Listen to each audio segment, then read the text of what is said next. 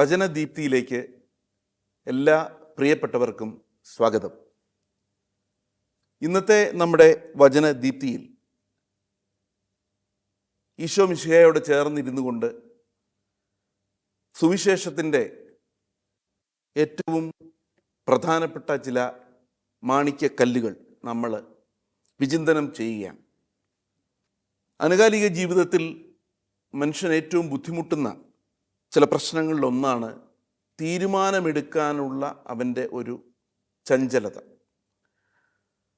എല്ലാ കാര്യങ്ങളും മനുഷ്യർക്ക് തീരുമാനമെടുക്കേണ്ടതായിട്ട് വരുന്നുണ്ട്.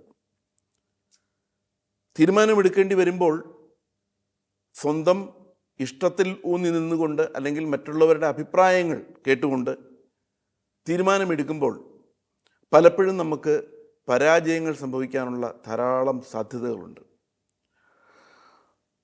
ഒരു ക്രിസ്ത്യാനി അവൻ്റെ പ്രശ്നങ്ങളിൽ തീരുമാനമെടുക്കുമ്പോൾ പലപ്പോഴും ഈശോയുടെ മുമ്പിൽ പ്രാർത്ഥനാ രൂപത്തിൽ അവൻ്റെ പ്രശ്നങ്ങളെ വയ്ക്കാറുണ്ട്.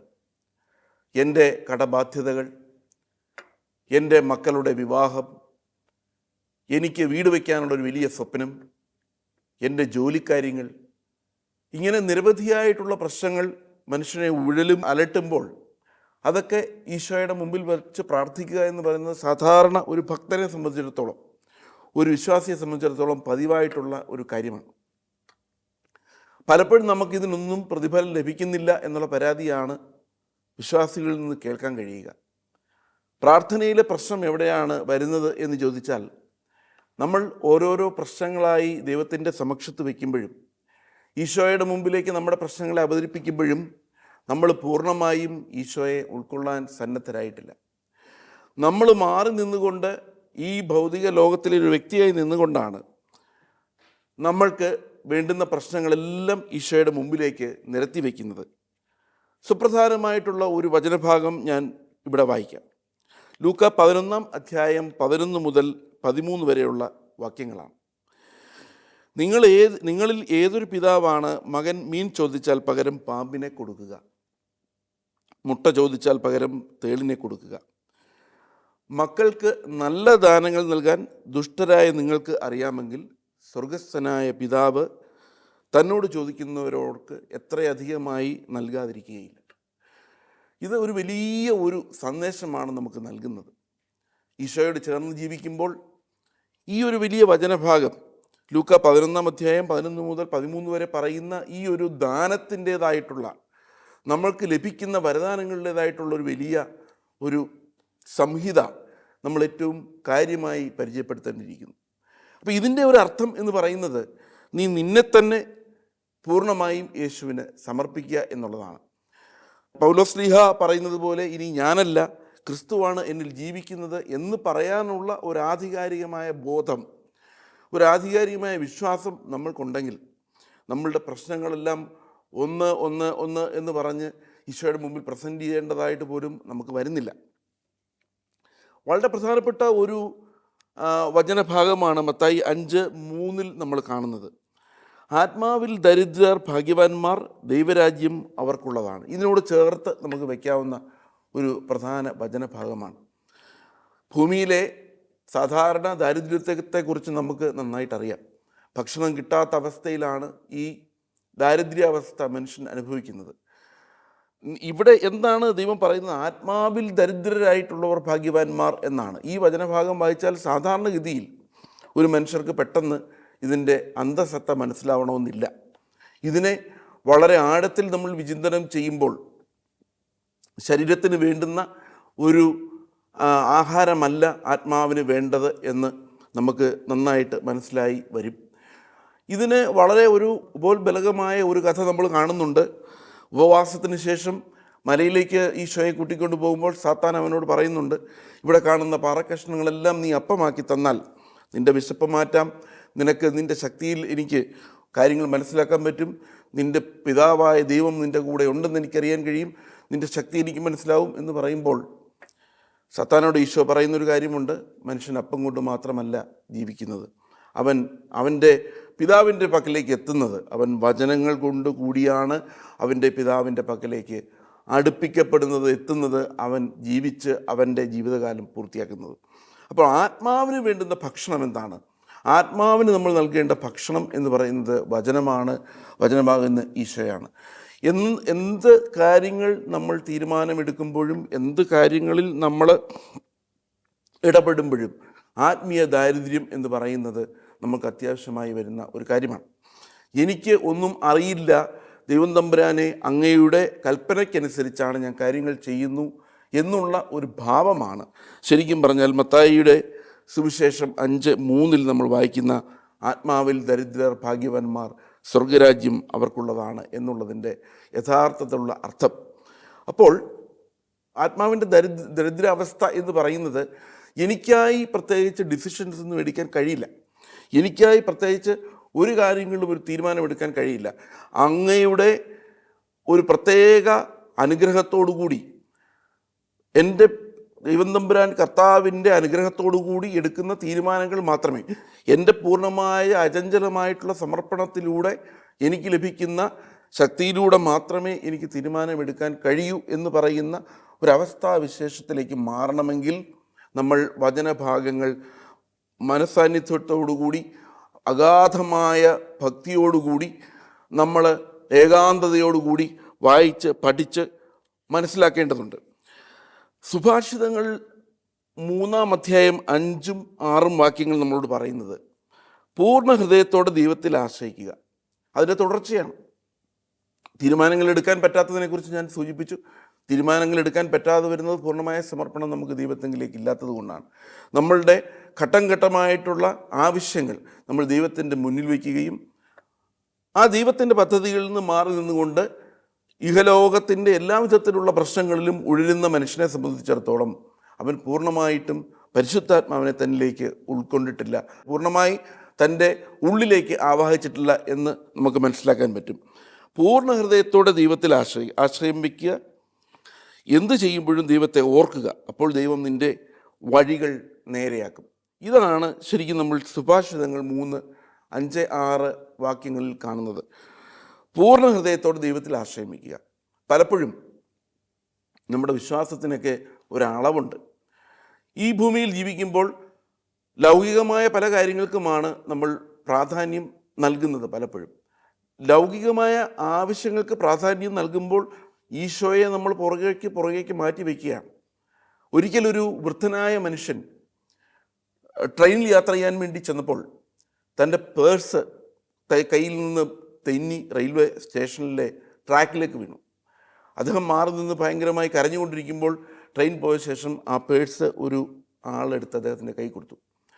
അതെടുത്ത് കയ്യിൽ കൊടുത്തപ്പോൾ ആ പേഴ്സ് തുറന്നപ്പോൾ അതിനകത്ത് ഒരു പണവുമില്ല. പക്ഷേ അതിനകത്തുണ്ടായിരുന്നത് ഈശോയുടെ തിരുഹൃദയത്തിൻ്റെ ഒരു പടമാണ്.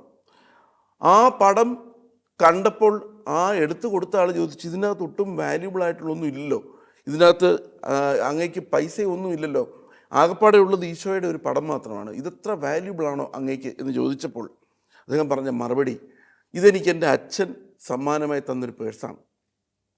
ഇത് തരുമ്പോൾ ഞാനൊരു കുട്ടിയായിരുന്നു. ആ കുട്ടിക്കാലത്ത് ഞാൻ ഈ പേഴ്സുമായി നടന്നു. എനിക്കൊരു കാമുകി ഉണ്ടായപ്പോൾ ഞാൻ ആ കാമുകിയുടെ പടം ഇതിൻ്റെ മുകളിലേക്ക്, ഈശോയുടെ പടത്തിന് മുകളിലേക്ക് വെച്ചു. അന്ന് എൻ്റെ എല്ലാം അവളായിരുന്നു. കുറേ കാലം കഴിഞ്ഞ് അവൾ എന്നെ വിട്ടുപോയി. അത് കഴിഞ്ഞ് ഞാനൊരു വിവാഹം കഴിച്ചു. അന്ന് എൻ്റെ എല്ലാ സുഖത്തിലും ദുഃഖത്തിലും എൻ്റെ കൂടെ നിന്നത് എൻ്റെ ഭാര്യയാണ്.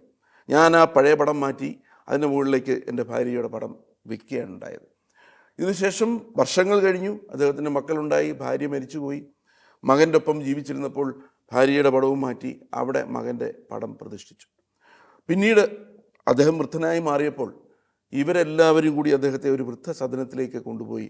അവിടെ അദ്ദേഹത്തിന് തൻ്റെ പൂർവ്വകാലത്ത് ഉണ്ടായിരുന്ന കാമുകിയോ തന്നോടൊപ്പം വർഷങ്ങൾ ജീവിച്ച ഭാര്യയോ അല്ലെങ്കിൽ തൻ്റെ മക്കളോ ഒന്നും കൂട്ടിനില്ലായിരുന്നു. ആദ്യമേ ചെറുപ്പകാലത്ത് തൻ്റെ പിതാവ് തനിക്ക് സമ്മാനിച്ച ആ പേഴ്സിലുള്ള ഈശോ മിശിഹ മാത്രമാണ് അവന് പൂർണ്ണ ഹൃദയത്തോടെ ആശ്രയിക്കാനുണ്ടായിരുന്ന ഏക സമ്പത്ത്. അവസാനമായിട്ട് തൻ്റെ മകൻ്റെ പടം കൂടി അതിൽ നിന്ന് മാറ്റിയപ്പോൾ ആ പഴയ പേഴ്സിൻ്റെ പൂർവ്വസ്ഥിതി തിരികെ വന്നു. ഈശോ എന്ന് പറയുന്നത് അൾട്ടിമേറ്റായിട്ട് അവൻ്റെ ഹൃദയത്തിലേക്ക് തിരികെ വെത്തുകയാണുണ്ടായത്. പൂർണ്ണ ഹൃദയത്തോടെ ദൈവത്തിൽ ആശ്രയിക്കുക. സ്വന്തം വിവേകത്തിൽ ആശ്രയം വെക്കരുത്. സ്വന്തം വിവേകത്തിൽ ആശ്രയം വെച്ചതൊക്കെ നമുക്ക് മാറ്റേണ്ടി വന്നു. അവസാനം എവിടെയാണ് നമ്മൾ എത്തിച്ചേരുന്നത്? നമ്മൾ അവസാനം എത്തിച്ചേരുന്നത് നമ്മൾക്കൊക്കെ പൂർണ്ണമായി ആശ്രയിക്കാവുന്ന, നമുക്കൊക്കെ പൂർണ്ണമായിട്ടും ഒരു കൈ താങ്ങായി നിൽക്കുന്ന ഈശോ മിശിഹായുടെ വചനങ്ങളിൽ മാത്രമാണ്. അപ്പോൾ വചന ശുശ്രൂഷ എന്ന് പറയുന്നത്, വചനം വായിക്കുക എന്ന് പറയുന്നത് നമുക്ക് ഏറ്റവും വലിയ ഒരു സമ്പത്താണ്. ഇത് നമ്മുടെ ഒരു ദൈനംദിന ജീവിതത്തിൻ്റെ ഭാഗമായി വചന വായനയും വചനത്തെ നമ്മൾ മനനം ചെയ്യലും മാറ്റിയെടുക്കേണ്ടതാണ്. ജെറേമിയ 29:11 നമ്മൾ കാണുന്നുണ്ട് ഗോഡ്സ് പ്ലാൻ ഫോർ ഹോപ്പ്. നമ്മൾക്ക് പലർക്കും ജീവിതത്തിൽ നമുക്ക് ബുദ്ധിമുട്ടുകൾ ഉണ്ടാകുന്നതിൻ്റെ പ്രധാന കാരണം നമുക്കൊരു ഹോപ്പ് എന്ന് പറയുന്നതില്ല. ഇന്ന് നമ്മൾ കാണുന്നുണ്ട് ധാരാളമായിട്ടുള്ള വിവാഹമോചനങ്ങൾ. നമ്മുടെ കുട്ടികൾ വിവാഹത്തിൽ ഏർപ്പെടുന്നില്ല. നമ്മുടെ കുട്ടികൾ വിവാഹ ബന്ധത്തിൽ ഏർപ്പെട്ടാൽ തന്നെ വളരെ പെട്ടെന്ന് തന്നെ അവരകന്നു പോവുകയും ഡിവോഴ്സുകളിൽ കലാശിക്കുകയും ചെയ്യുന്നു. അതുപോലെ തന്നെ വർദ്ധിച്ചു വരുന്ന ആത്മഹത്യകൾ. എന്താണ് നമ്മുടെ ഒരു ലാക്കിങ്? എവിടെയാണ് നമ്മളുടെ ഒരു പരിമിതി? നമുക്ക് പൂർണ്ണമായിട്ട് ആശ്രയം വയ്ക്കാൻ ഒരാളില്ല. നമുക്കെല്ലാം നഷ്ടപ്പെട്ടു. ഒരു ഫിലോസഫി ബ്ലാങ്ക് എന്ന് പറയുന്ന, ഇനി എനിക്കൊരു ദർശനമില്ല എന്ന് പറയുന്നിടത്താണ് ഒരു വ്യക്തി ആത്മഹത്യ ചെയ്യുന്നത്. അതാണ് നമ്മളെ വൈദ്യശാസ്ത്രം അതുപോലെ മനഃശാസ്ത്രം ഒക്കെ പഠിപ്പിക്കുന്നത്. ഒരു മനുഷ്യന് ഒന്നിലും ആശ്രയമില്ലാതെ വരുമ്പോൾ അവൻ ആത്മഹത്യയിലേക്ക് പോകുന്നു. അവൻ്റെ സ്വന്തം ശരീരത്തെ തന്നെ നശിപ്പിച്ചുകൊണ്ട് അവൻ പോവുകയാണ്. ജെറേമിയ 29:11 നമുക്ക് ദൈവത്തിൻ്റേതായിട്ടുള്ള വലിയ ഒരു ശക്തിയും പ്രതീക്ഷയും നമുക്ക് തരുന്നു. നിങ്ങളെക്കുറിച്ചുള്ള പദ്ധതി എൻ്റെ മനസ്സിലുണ്ട്. നിങ്ങളെക്കുറിച്ചുള്ള പദ്ധതി എൻ്റെ മനസ്സിലുണ്ട്. നീ ഒത്തിരി ചിന്തിച്ച് മനസ്സ് പുണ്ണാക്കേണ്ട ഒരു കാര്യവുമില്ല.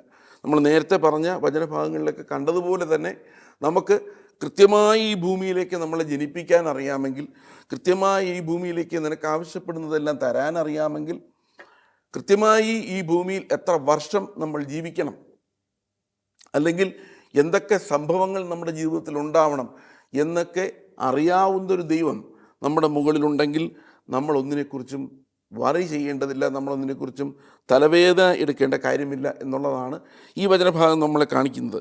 നിങ്ങളുടെ നാശത്തിനല്ല ക്ഷേമത്തിനുള്ള പദ്ധതിയാണ് എനിക്ക് ഉള്ളത്. അത് ജെറേമിയ പ്രവാചകൻ്റെ 29:11 എന്ന് പറയുന്ന വചനഭാഗത്തിലൂടെ നമുക്ക് തരുന്നു. ഓരോ വചനവും മനുഷ്യൻ്റെ മനസ്സിനെ ശക്തിപ്പെടുത്താൻ വേണ്ടി ദൈവം നമുക്ക് വേണ്ടി കരുതി തന്നിരിക്കുന്ന വലിയ മുത്തുകളാണ്, മാണിക്യങ്ങളാണ്. ഇവയെ ഓരോന്നായിട്ടെടുത്ത്, ഞാൻ ആദ്യത്തെ ഭാഗത്ത് സൂചിപ്പിച്ചതുപോലെ മനുഷ്യൻ്റെ തീരുമാനമെടുക്കാനുള്ള കഴിവ് അവനില്ലാതാകുന്നത് അവൻ ഈ പറയുന്ന ഭൗതികമായിട്ടുള്ള കാര്യങ്ങളിലും ഭൂമിയിൽ അവനോടൊപ്പം ജീവിക്കുന്ന മനുഷ്യരിലുമൊക്കെ ആശ്രയിക്കുമ്പോഴാണ്. അപ്പോൾ നമുക്കങ്ങനെ ഒരു പദ്ധതി നമ്മുടെ മനസ്സിലുണ്ടെങ്കിൽ നമുക്ക് ആ പദ്ധതിയെക്കാട്ടിലും ഉപരിയായി ദൈവത്തിൻ്റെ പക്കൽ അവന് ഒരു വലിയ പദ്ധതി ഉണ്ടെന്ന് നമ്മൾ തിരിച്ചറിയുക. നമ്മുടെ പദ്ധതികളും പ്രതീക്ഷകളുമൊക്കെ പലപ്പോഴും തികച്ചും അസ്ഥാനത്താണ്. പലപ്പോഴും ഈ ലോകത്തിൽ അപ്രതീക്ഷിതമായ കാര്യങ്ങളാണ് സംഭവിക്കുന്നത്. അപ്രതീക്ഷിതമായ കാര്യങ്ങൾ സംഭവിക്കുന്നത് ലോകത്തിൻ്റെ ഒരു രീതിശാസ്ത്രമാണ്. ഒരു വിശ്വാസിയെ സംബന്ധിച്ചിടത്തോളം ഏറ്റവും പ്രധാനപ്പെട്ട കാര്യം എന്ന് പറയുന്നത് അവൻ്റെ അചഞ്ചലമായ അടിയുറച്ച ഒരു വിശ്വാസമാണ്. ഒരു രാജാവിന് ഒരു മന്ത്രി ഉണ്ടായിരുന്നു. ആ മന്ത്രിയെ സംബന്ധിച്ചിടത്തോളം എല്ലാ കാര്യങ്ങളും അദ്ദേഹത്തിന് വളരെ പോസിറ്റീവായിട്ട് കാണുന്ന ഒരു മനുഷ്യനായിരുന്നു. ഈ ഭൂമിയിൽ സംഭവിക്കുന്ന എല്ലാ കാര്യങ്ങളും വളരെ നല്ലതിന് വേണ്ടിയാണ്, അത് ദൈവത്തിൻ്റെ ഒരു നടത്തിപ്പാണ് എന്ന് കരുതിയിരുന്ന ഒരു മന്ത്രിയാണ് ഈ രാജാവിനുണ്ടായിരുന്നത്. എന്ത് കാര്യങ്ങളുണ്ടായാലും നല്ലതാണെങ്കിലും ചീത്തയാണെങ്കിലും അപ്പോൾ ഈ മന്ത്രി രാജാവിനോട് പറയും, ബൈ ഗോഡ്സ് ഗ്രേസ് ഇങ്ങനെ സംഭവിച്ചു, ദൈവത്തിൻ്റെ അനുഗ്രഹം കൊണ്ട് ഇങ്ങനെ സംഭവിച്ചു. അത് നല്ലതാണെങ്കിലും മോശമാണെങ്കിലും. ചിലപ്പോൾ നമുക്കൊരു വണ്ടി കിട്ടാതെ പോകും. എൻ്റെ ഏറ്റവും അടുത്ത സുഹൃത്തായിട്ടുള്ളൊരു ഗോപകുമാർ സാറുണ്ട്. അദ്ദേഹം കോളേജിൽ നിന്നും വീട്ടിലേക്ക് പോകാനുള്ള ട്രെയിൻ പിടിക്കാൻ ഓടിപ്പിടിച്ച് പെരുമൺ എന്ന് പറയുന്ന ഒരു സ്റ്റേഷനിലെത്തുമ്പോൾ ട്രെയിൻ വിട്ടുപോയി. അദ്ദേഹത്തിന് പിന്നെ വീട്ടിൽ പോകണമെങ്കിൽ വളരെയധികം പ്രയാസമാണ്. ഒത്തിരി താമസിച്ച് വീട്ടിൽ ചെല്ലുള്ളൂ. അദ്ദേഹം ഈ ലോകത്തുള്ള സകലതിനെയും ശപിച്ചുകൊണ്ട് അടുത്ത വണ്ടി പിടിച്ച് വീട്ടിൽ ചെന്ന് കാണുമ്പോൾ അദ്ദേഹം കാണുന്ന വാർത്ത എന്ന് പറയുന്നത് പെരുമൺ ദുരന്തം എന്ന് പറയുന്ന ആ ട്രെയിൻ മുഴുവനായിട്ട് കായലിലേക്ക് പതിച്ചു എന്നുള്ള ഒരു കാര്യമാണ്. അപ്പോൾ ഒരു ട്രെയിൻ മിസ്സാവുന്നത്, നമുക്കൊരു ജോലി ലഭിക്കാതെ പോകുന്നത്, നമ്മൾ ചിലപ്പോൾ എന്തെങ്കിലും ഒരു ചെറിയ അപകടത്തിൽപ്പെട്ട് നമ്മളെവിടെയെങ്കിലും കുറേ ദിവസം നമ്മൾ വിശ്രമിക്കേണ്ടി വരുന്നത്, അതൊക്കെ പോലും ഗോഡ്സ് ഗ്രേസ് എന്ന് പറയാനുള്ള ഒരു അറിവ് നമുക്ക് ലഭിക്കാനാണ് ഈ പറയുന്ന വചനഭാഗം നമ്മൾ പഠിക്കുന്നത്. നിങ്ങളുടെ പദ്ധതി എൻ്റെ മനസ്സിലുണ്ട്. അപ്പോൾ രാജാവ് അങ്ങനെ എല്ലാ കാര്യങ്ങളിലും ഈ മന്ത്രിയെ വിശ്വസിച്ചു പോന്നു. രാജാവിൻ്റെ മകൻ വന്നപ്പോൾ അപ്പോഴും മന്ത്രി ഇതേപോലെ തന്നെ തീരുമാനങ്ങൾ എടുക്കുമ്പോൾ പറയും, all are happening by God's grace. ഒരു ദിവസം ഈ മന്ത്രിപുത്രൻ വാള് ശരിയാക്കുന്ന സമയത്ത്, വാള് വൃത്തിയാക്കുന്ന സമയത്ത് 2 വിരലുകൾ മുറിഞ്ഞു പോയി. അപ്പോഴും മന്ത്രി പറഞ്ഞു ബൈ ഗോഡ്സ് ഗ്രേസ്. അദ്ദേഹത്തിന് ദേഷ്യം വന്നു. മന്ത്രിയെ പിടിച്ച് ജയിലിടാൻ പറഞ്ഞു. മന്ത്രിയെ പിടിച്ച് ജയിലിലിട്ടു. അങ്ങനെ പോകുമ്പോൾ ഒരു ദിവസം രാജാവ് വേട്ടയ്ക്കായി കാട്ടിലേക്ക് പോയി. അന്ന് കാട്ടുജാതിക്കാരുടെ ഇടയിൽപ്പെട്ട് രാജാവിനെ കാട്ടുജാതിക്കാർ പിടിക്കുകയും അവിടെ ബലി കൊടുക്കാനായിട്ട് രാജാവിനെ കൊണ്ടുപോകുമ്പോൾ അംഗഭംഗം വന്ന ആളാണെന്ന് കരുതി അദ്ദേഹത്തെ വിട്ടയക്കുകയും ചെയ്തു. അദ്ദേഹം തിരിച്ച് കൊട്ടാരത്തിലെത്തി പെട്ടെന്ന് മന്ത്രിയെ മോചിപ്പിച്ചു. എന്നിട്ട് പറഞ്ഞു, നിങ്ങൾ പറയുന്നത് എപ്പോഴും ശരിയാണ്. ഞാൻ ഈ പറയുന്ന വചനഭാഗത്തിൽ ഉറച്ചു നിൽക്കുന്നു. നിങ്ങളെക്കുറിച്ചുള്ള പദ്ധതി എൻ്റെ മനസ്സിലുണ്ട്. നിങ്ങളുടെ നാശത്തിനല്ല ക്ഷേമത്തിനുള്ള പദ്ധതിയാണ്. നിങ്ങൾക്ക് പൂർണ്ണമായിട്ടും വിശ്വസിക്കാൻ പറ്റുമെങ്കിൽ വിശ്വസിക്കുക. നിൻ്റെ ദൈവം നിനക്ക് വേണ്ടി വച്ചിരിക്കുന്ന പദ്ധതികളല്ലാതെ ഒന്നും ഇവിടെ നിറവേറത്തില്ല. രാജാവ് പറഞ്ഞു, നിൻ്റെ വിശ്വാസം നല്ലതാണ്, ഗോഡ്സ് ഗ്രേസ്. ഞാൻ മടങ്ങിയെത്തി. അന്നങ്ങ് പറഞ്ഞപ്പോൾ എനിക്കത് മനസ്സിലായില്ല. പക്ഷേ മന്ത്രി, നിങ്ങളുടെ കാര്യം എത്ര കഷ്ടമായിരുന്നു. നിങ്ങൾ ഈ 2 മാസം ഈ ജയിലിൽ കിടന്നില്ലേ? നിങ്ങളെ ഞാൻ പിടിച്ച് ജയിലിലിട്ടല്ലേ? അപ്പം മന്ത്രി ചിരിച്ചുകൊണ്ട് പറഞ്ഞു, ഒരു പക്ഷേ അങ്ങനെ ജയിലിലാക്കിയിരുന്നില്ലെങ്കിൽ ഞാനും കൂടി അങ്ങയോടൊപ്പം കാട്ടിൽ വന്നേനെ. അങ്ങയ്ക്ക് അംഗഭംഗമുള്ളത് കൊണ്ട് അവരെന്നെ പിടിച്ച് ബലി കൊടുത്തേനെ. അപ്പോഴും പറഞ്ഞു, by God's grace I have been in the jail for the last 2 months. ഞാൻ ജയിലിലായിപ്പോയതും അങ്ങനെയാണ്. അങ്ങനെ പല പല പല പ്രതീക്ഷിക്കാത്ത അനുഗ്രഹങ്ങളും നമുക്ക് നമ്മുടെ ജീവിതത്തിലേക്ക് വന്നു ചേരുന്നുണ്ട്. 2 കൊറിന്ത്യൻസ് 5:17 നമ്മളോട് പറയുന്നത് ന്യൂ ക്രിയേഷൻ ഇൻ ക്രൈസ്റ്റ് എന്ന് പറയുന്നതാണ്. എന്താണ് ന്യൂ ക്രിയേഷൻ ഇൻ ക്രൈസ്റ്റ് എന്ന് ചോദിച്ചാൽ, നമ്മളെല്ലാം വീണ്ടും പുനർജനിക്കുകയാണ് ക്രിസ്തുവിൽ.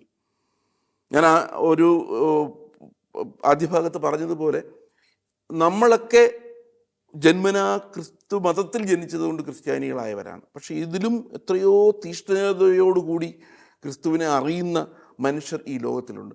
അവരൊക്കെ എങ്ങനെയാണ് ഈ ക്രിസ്തുവിലേക്ക് ഇത്ര ആഴത്തിൽ ശക്തമായി വേരൂന്നി വിശ്വസിക്കുന്നത് എന്ന് ചോദിച്ചാൽ, അവർ ക്രിസ്തുവിൻ്റെ വചനങ്ങൾ ബൈബിളിലൂടെയോ മറ്റ് പ്രഭാഷകരിലൂടെയോ മറ്റ് ഏതെങ്കിലുമൊക്കെ പ്രവർത്തകരിലൂടെയോ അറിഞ്ഞ് മനസ്സിലാക്കി ദൈവത്തെ പൂർണ്ണമായി ഉൾക്കൊണ്ടവരാണ്. 2 കൊറിന്ത്യൻസ് 5:17 നമ്മൾ കാണുന്നു, ന്യൂ ക്രിയേഷൻ ഇൻ ക്രൈസ്റ്റ്.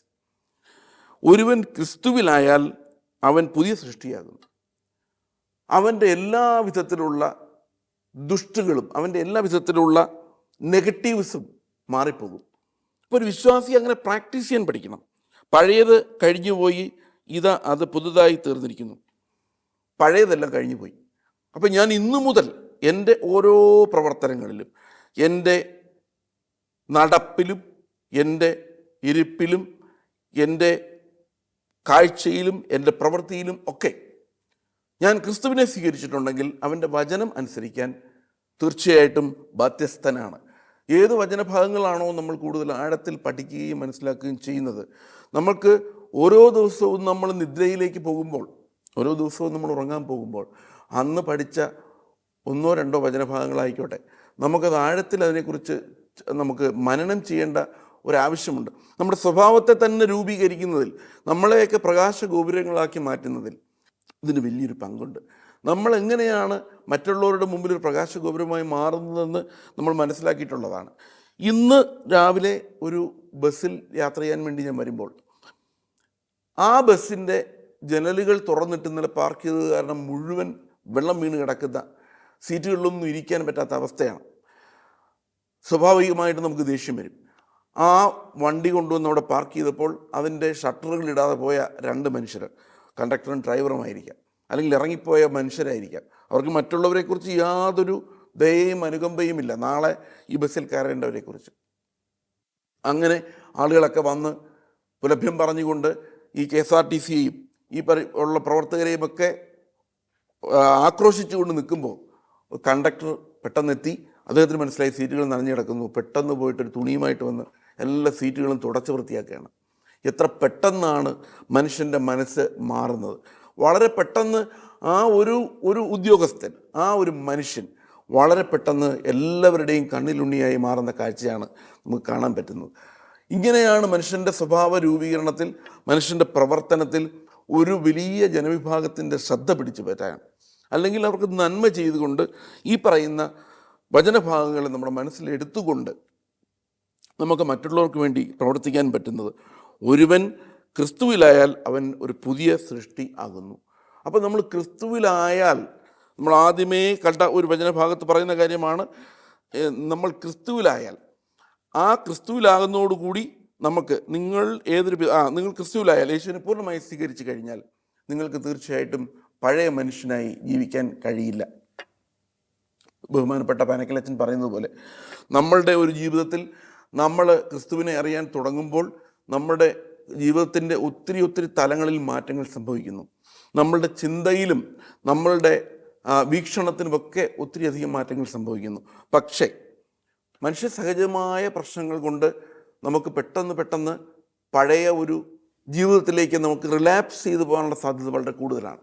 പെട്ടെന്ന് ദേഷ്യം വരുന്നൊരു വ്യക്തി, പെട്ടെന്ന് ദേഷ്യം വന്നാൽ എന്തും കാണിക്കുന്ന, തല്ലി ഉടയ്ക്കുന്നൊരു വ്യക്തി, അല്ലെങ്കിൽ മറ്റുള്ളവരോട് വളരെ സ്നേഹഹീനമായി പെരുമാറുന്ന വ്യക്തി, അല്ലെങ്കിൽ പ്രാർത്ഥനയിലും മറ്റുള്ള കാര്യങ്ങളിലും ഒന്നും താല്പര്യമില്ലാത്തൊരാൾ, ധനം മാത്രം സമ്പാദിക്കണം എന്ന് വിചാരിച്ച് കൊള്ളപ്പലിശ മേടിക്കുന്ന ഒരാൾ, സമൂഹത്തിൻ്റെ നാനാ തുറകളിലും ജീവിക്കുന്ന മനുഷ്യർക്ക് നിരവധിയായിട്ടുള്ള സ്വാർത്ഥത കൊണ്ടും തൻ്റെ ക്രോധം കൊണ്ടും തൻ്റെ പാപകരമായ ജീവിതം ജീവിച്ചു കൊണ്ടിരിക്കുമ്പോൾ അവനെ ഒരു പുതിയ ജീവിതത്തിലേക്ക് കടന്നാൽ അവൻ്റെ പദ്ധതി, അവൻ്റെ ലോകത്തിൽ അവനെക്കുറിച്ചുള്ള ദൈവത്തിൻ്റെ പദ്ധതി തിരിച്ചറിഞ്ഞ് ജെറേമിയ പ്രവാചകൻ പറയുന്നത് പോലെ അവൻ മാറുകയാണെങ്കിൽ, ഈ പറയുന്ന പദ്ധതികളിലൊന്നും ഞാൻ വലിയ ശരണം വെച്ചിട്ട് കാര്യമില്ല, എൻ്റെ പദ്ധതികളിലൊന്നും ഞാൻ കൂടുതൽ ശരണം വെച്ചിട്ട് കാര്യമില്ല, നിനക്ക് വേണ്ടി എന്താണോ ദൈവം കരുതിയിരിക്കുന്നത്, നിന്നെ ഈ ഭൂമിയിൽ ജനിപ്പിക്കണം, കോടാനുകോടി ജനങ്ങൾ